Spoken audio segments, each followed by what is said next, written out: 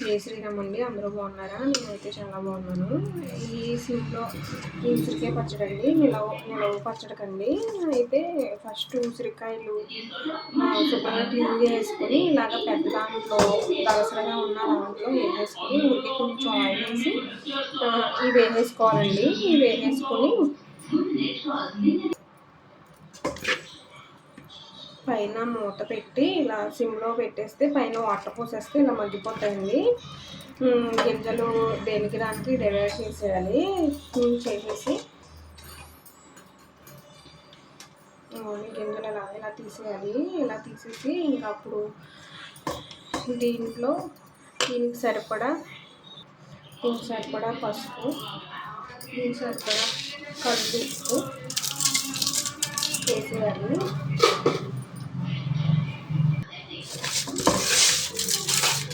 ఇది ఒక డబ్బాలో పెట్టుకుని స్టోర్ చేసుకోవచ్చండి.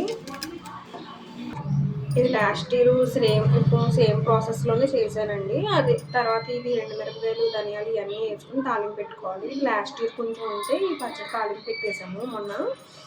ఇప్పుడు చేశానండి. ఇది అయ్యాక అది తాలింపు పెట్టుకోవాలి. చాలా టేస్టీగా ఉంటుందండి. కొంచెం వేడి అన్నంలో నెయ్యి వేసుకుని తింటే చాలా బాగుంటుంది. Okay, thank you, bye.